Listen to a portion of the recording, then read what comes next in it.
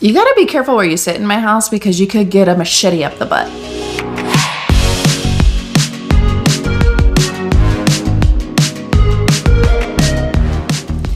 Hello everyone and welcome back to my channel. My name is April and we are going to be going over my February wrap up today. And I had some great fantasy romance books, but also some bad ones.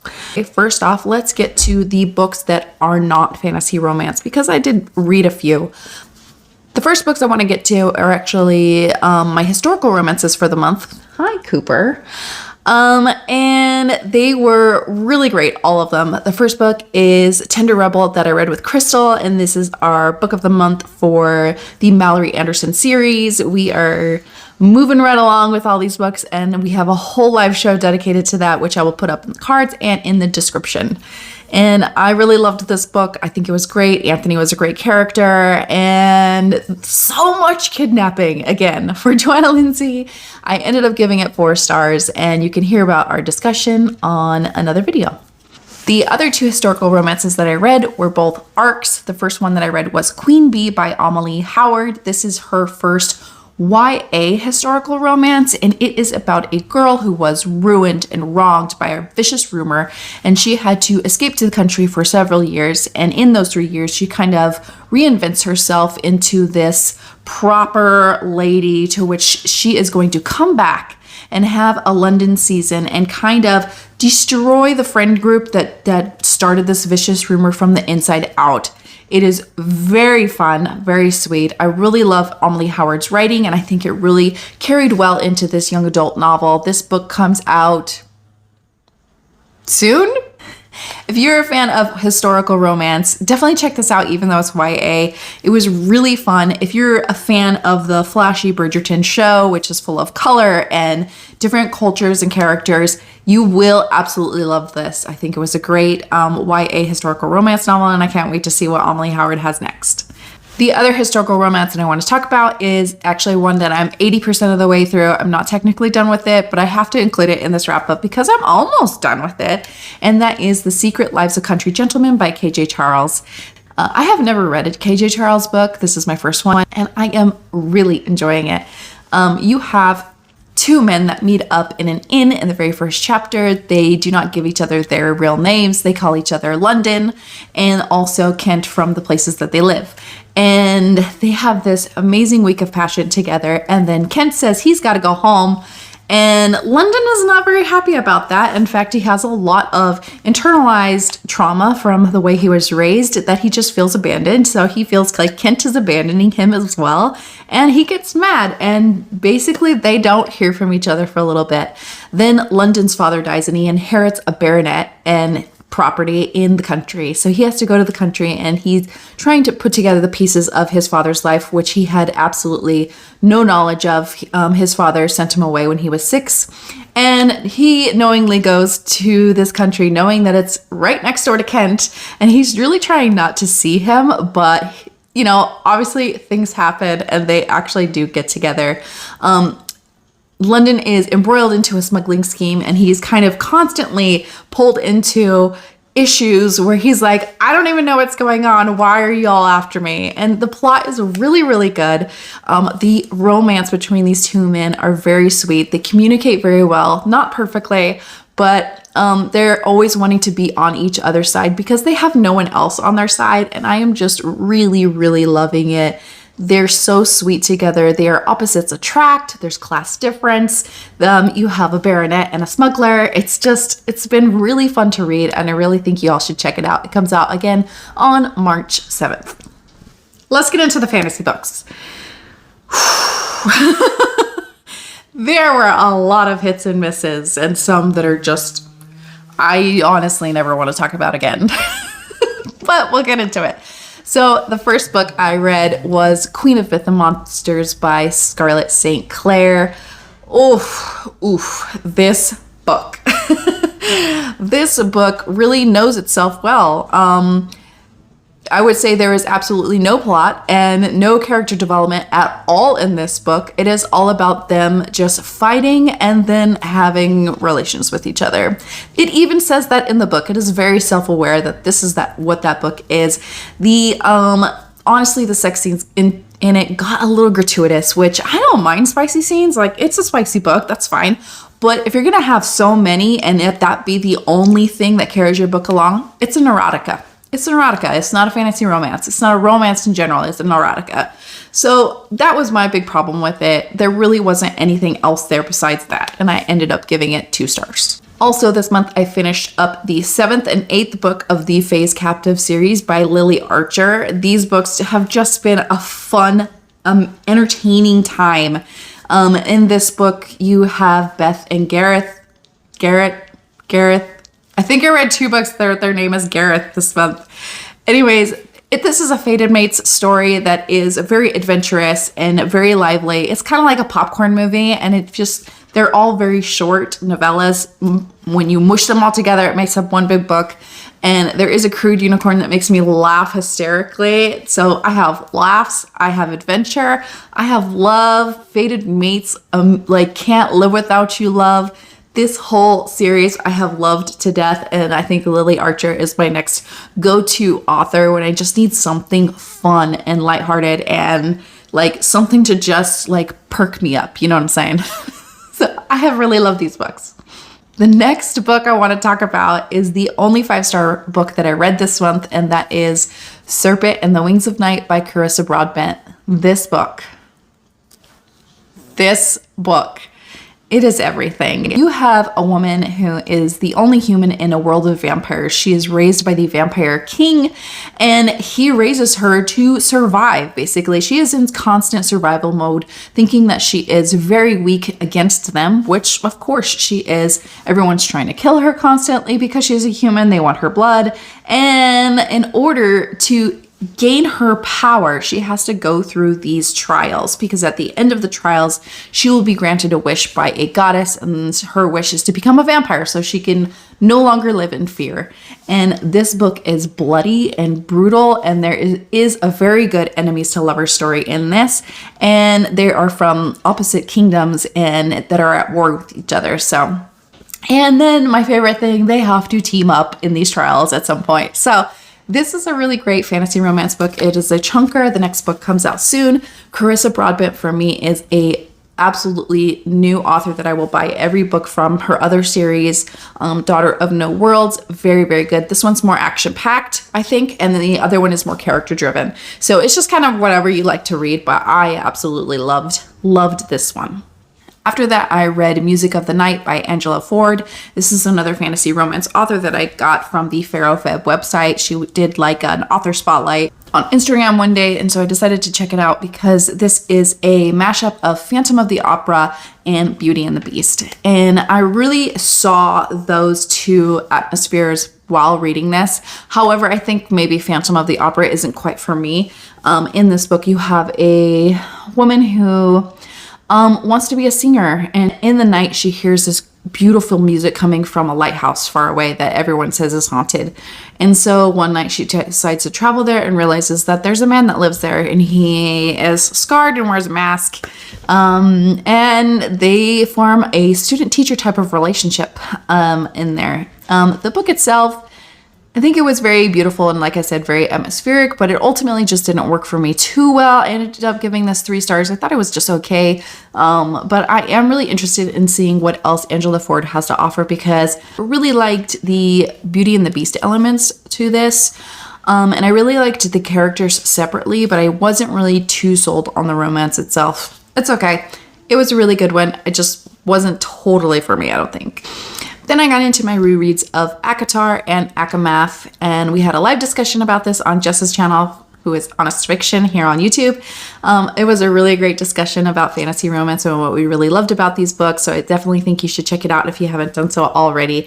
Again, these are classic fantasy romances, and they're just books that I think everybody should read, whether you like them or not.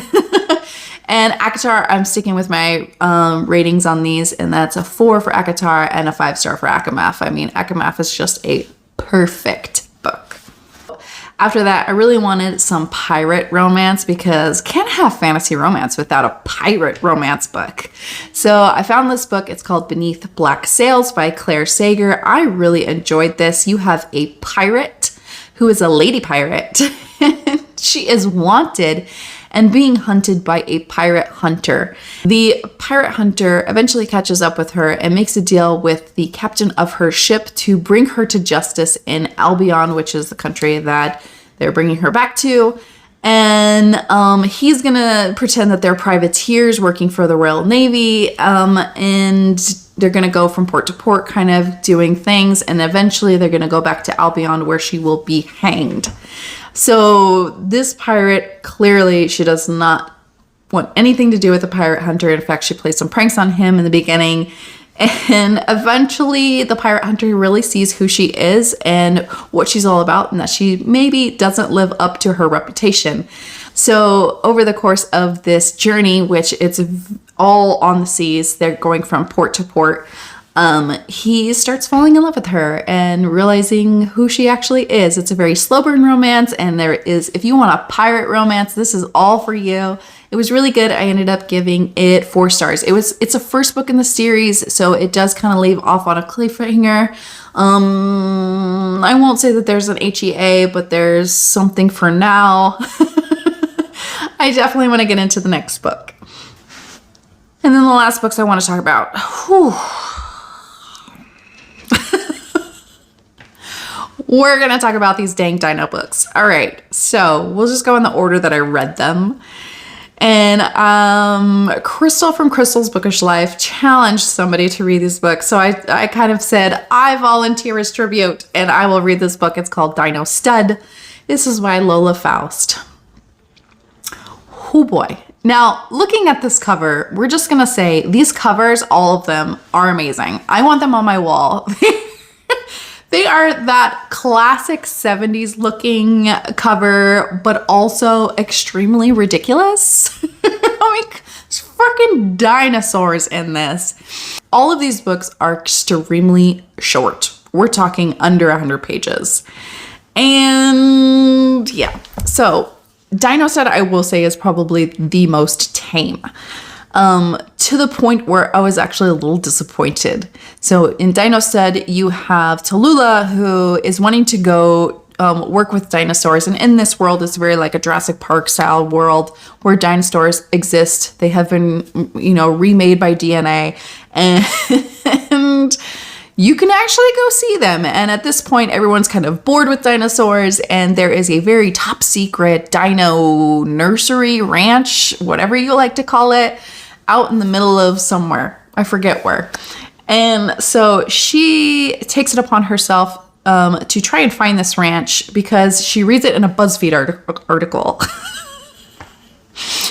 So she ultimately just drives onto this property. It's like the Area 51 of dinosaurs. And she's immediately rushed by multiple vehicles and knocked unconscious. Because of course she is. She's going onto private property. Like, come on. So ultimately she wants to have a summer job at this dino ranch, and they give it to her because why not? I mean, why not just give a job to a random person who comes on your property?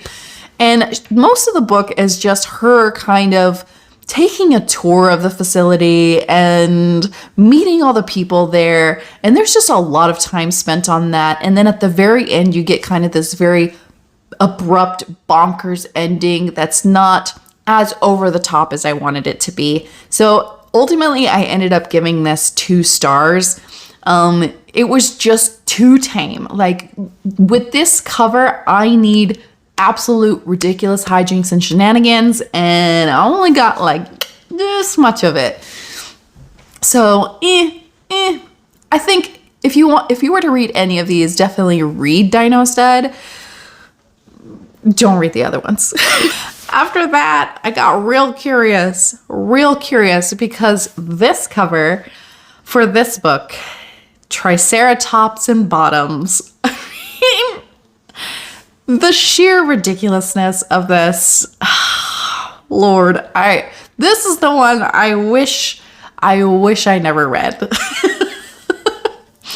You have a woman who has been all over the universe. She has had sex with everything and everyone that she could, and she is bored. She's like, what can we do next? Well, someone at this time invents a time machine, and you can only go back to the Jurassic period, the period before humans, to avoid any kind of time issues.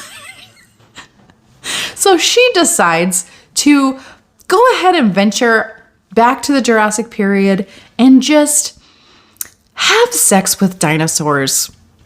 Because, yeah. What I really hated about this book is that what I wanted was the dinosaurs to be sentient and have agency. And they do not. In the book, she keeps making comments about how empathetic they are, but animals are, of course, empathetic.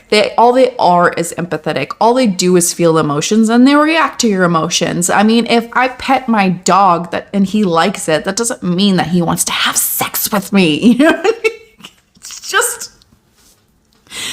It's too much. This book was straight up Dino Rape. Okay? You have this just absurd lady who is walking along and she sees this majestic dinosaur. And the dinosaur is probably just having some lunch, minding its own business. And this lady comes up and just starts rubbing up against him. It's like, no. Okay? PETA would have a field day with this book, okay? It is not okay. And I know I'm laughing through this because it is absolutely ridiculous. This book is also like a series of adventures. So like another one is like a Mile High Pterodactyl or something like that. And every single one of them is this lady going back in time and just having sex with dinosaurs. And again, they don't speak. They don't grumble. They just, I can't with this book. It was too much. It was too much. In fact, it is so much that the agency that made the time machine takes her time machine away. It takes it away because her shenanigans are too much. She has gone too far. I know I just made a video recently called How I Rate Books, and in that video I said I do not give books 1 star because I'll just DNF it if I'm really not enjoying it that much. Well, congratulations, Triceratops and Bottoms. You are my first ever 1-star book. I hope to never read you again. I will never tell anybody not to read a book. Except when it comes to this book. Just avoid. Go back to Dino Stud, okay? Then I took a break from the Dino books, read some other of the books that I mentioned, and then I got curious again. I don't know, I did this to myself, but then I read What Hot Allosaurus. This one I feel like I saw before, but I never read it because I was just like, that's the dumbest thing I've ever seen in my life. But again, these covers are honestly amazing. I really like the covers. I really like the style of them and the sheer ridiculousness of them. So in this one, you have a woman who lives on a farm and her parents are very conservative, and she sees off in the distance these dinosaurs, this group of Allosauruses, and she locks eyes with one of them, and she's like, oh, wow, I wonder what it would be to live with them, that kind of thing. Well, the Allosaurus comes to her ranch one day, and in this one, they actually do communicate in this world. Again, dinosaurs have been around for a long time, and they actually are members of society. They have implants in them to make them be able to communicate telepathically. So Allosaurus says, I've been watching you. And she's like, I've been watching you too. So they do actually have some communication here. And then just listen, I don't think I can talk about these books without spoilers. So if you don't want to be spoiled and you want to read these for yourself, go ahead. But I'm gonna talk about them because they're so short, you can't not spoil them. So shit hits the fan, okay? Because there's a dinosaur on property and Dad sees it and he's like, oh, hell no. So he gets a shotgun and guess what he does? He shoots the dinosaur, but guess who he actually hits? The girl. He hits his own daughter. Big Al, his name is Big Al, Allosaurus, rages and steals her away. And while he is tending to her wounds, they have sex. And anyways, after they do that, they're like, why don't you come live with me in, I know this dino compound where humans and dinosaurs can live in peace together. And she's like, all right, take me there.